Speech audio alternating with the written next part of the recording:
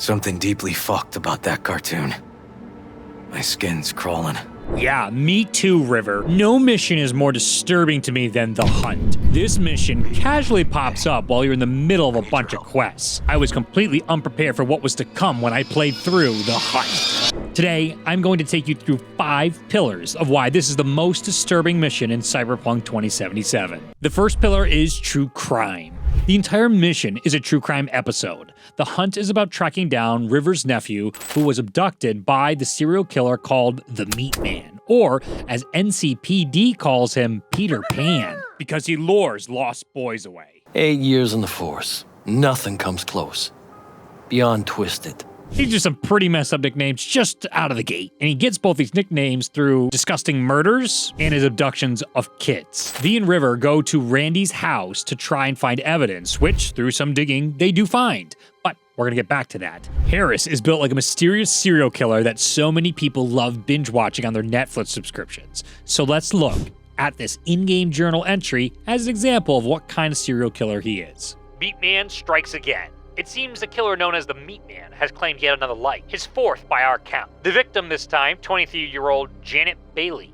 Night City Police previously issued a formal statement about Meat Man in which they claimed no such serial killer prowls the city streets.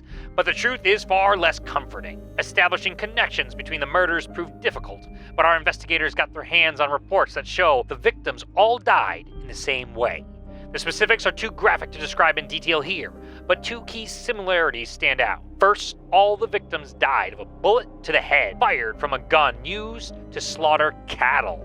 Secondly, the bodies exhibited scarring characteristics of burns from a red-hot branding iron. Oh, Jesus. Inside this mission, we get a sick, twisted serial killer with a signature method and type of victim. 2 protagonists investigate and crack the case while the police force and CPD can't figure it out for months as he goes on killing. There's twists and complications sprinkled in. Hot damn, do we have a good mission on our hands. But the next 4 pillars are what steer this into the title of the most disturbing mission in Cyberpunk 2077. Pillar 2. How victims are lured. Inside the mission, we learn that Harris is secretly luring young men looking to recover from their addiction to drugs through a website called Drugs Are Bad. By clicking on the secret link on the webpage, it takes us to a website called Tony's Shelter, short, for Anthony. Here is a webpage promising desperate people an answer to all their problems. Harris states the following. I live here with my friends. They came here because they were fed up, seeing their lives go to waste, just like you. Think of me as a farmer who looks after his livestock. Harris is sick. He sees desperate people as livestock to be nurtured or put down if they don't get better. He lures them to locations where he can kidnap them or get them to come to his farm. Once there, he sedates the victim, then hooks them up to machines that dump HGH and steroids into the victim. He tries to, quote-unquote, fix them. But if they don't improve, he puts them down with a bullet to the head, just like he was taught by his father. We'll get to the father in a second. The game walks us through the sick, luring methods Harris uses as we read emails from both Randy's end and Harris's end later if we find his office, and we see how he manipulates each of his victims into trusting him, and then he gets them to meet with him personally so he can kidnap them. It's one of the greatest fears a parent ever has, and this mission showcases exactly how it goes down. Harris sends Randy gifts, pretends to be his friend, and does everything he can to manipulate Randy, while he has dozens of other young men hooked up to incubators in a farm covered in mines and protected by killer turrets. This man is unhinged. Getting to see the first-hand, sick and twisted methods of Harris put me right into the unsettling reality that this game is reflecting. These kind of monstrous experiences do happen in real life. Rarely, but they do, and CD Projekt Red brought it to life in this game. My skin constantly crawled every step of the mission, from the grooming emails to the fucked up cartoon. Oh god, not the cartoon! Pillar 3. Childhood trauma and abuse. When V puts on the brain dance to see Harris's memories, which were associated with the playing of that messed up cartoon, no, please stop. Yes, I'm never letting that go. We get 3 different memories. The first of Harris being treated like trash, as he remembers it, in his elementary school. He confronts a teacher who is openly bringing up his father's suicide, and he blames Harris's family for his behavioral issues. A great bit of lore building about how Dark Knight City is and how little anyone cares about helping anyone else, and especially teachers don't seem too sensitive to these kind of issues. Don't you dare talk about my dad! That's right, you little shit. I know it all. Farm failed, Dad put a bullet in his head. Shut up! Shut up! Shut up! When Harris chases after the teacher, he hallucinates a cow from his farm and breaks down, leading into our second memory. Harris's father smacks him for not setting the right settings for the hormone feeder on his farm for the cows. Then he tells him he is responsible for killing his mother, then screams at him to turn off his stupid messed up cartoon. God, I hate that cartoon. Cow's gonna die because of you. Gotta kill it like you killed your mama. And shut off that goddamn cartoon.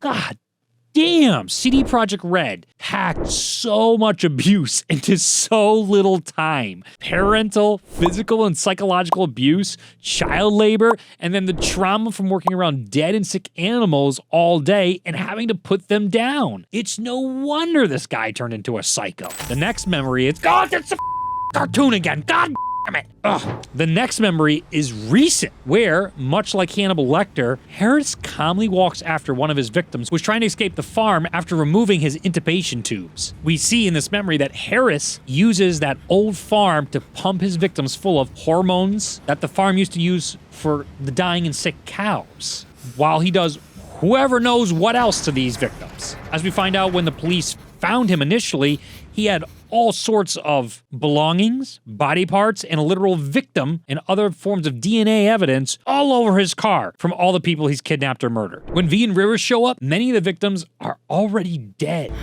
Been dead a few days already.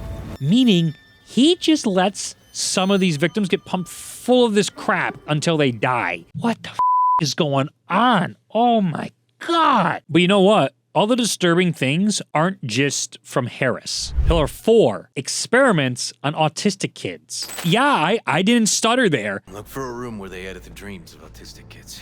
Do you remember how we got into Harris's mind? A brain dance, right? Well, that we got through NCPD and their new experimental technology that they were testing autistic children trying to edit their dreams. When we break into the NCPD facility, we find an artificial womb with a living child inside. What is this mission? What is going on? I mean, I was literally doing nothing related to the insanity of this mission. And then look at this. What is happening?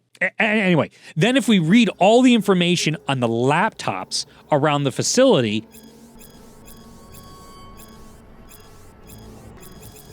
we learn, A, these are all the same unethical, awful NCPD officers we know in the cyberpunk world, so we know they're not good people or ethical people, and them conducting these experiments is only going to lead to more unethical and awful outcomes. B, that there are side effects that cause massive issues to these children, which inherently they can't stick up for themselves because they're autistic. They don't really care about that because NCPD's getting their new technology research in. Oh, and C, we find out they have the capability to break into anyone's mind after we help the scientists working on the project crack into Harris's mind. They never experimented on adults yet, meaning that NCPD will absolutely use this on future suspects, even though it might fry the suspect's mind or cause other massive side effects. With one success, NCPD will take that risk every time given their track record if they have a chance at getting a victim, innocent or guilty. Pillar 5. Who this is based on. This character is based on the serial killer from the fictional Silence of the Lambs. Anthony Harris is a combination of Anthony Hopkins, the actor who played Hannibal Lecter, and the author of the original story's name, Thomas Harris. So Harris was set up to be one of Night City's ultimate monster killers.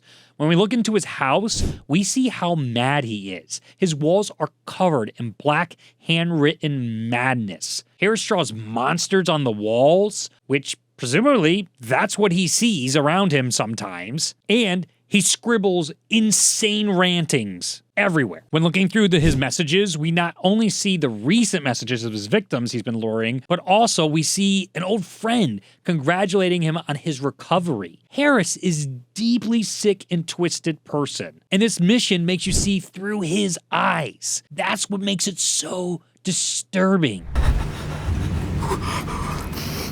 And where are you up to, Mike?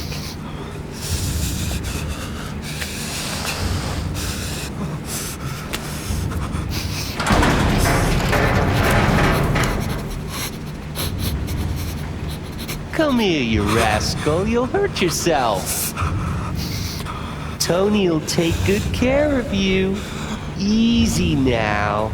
To recap, in this mission, we go on a true crime serial killer hunt. We find the messages and the methods in which Harris lures and kills his victims, which are disturbing. We see the trauma firsthand that Harris received in his life growing up, and we are also doing the firsthand investigation of this murder, including seeing the overfeeding of his victims and freeing them. And to throw one more wonderful wrench in this, we aid the corrupt NCPD police force in developing an unethical memory jacking technology that they were already using on autistic children. Oh, and yeah, Harris is based on one of the most evil serial killers of all time.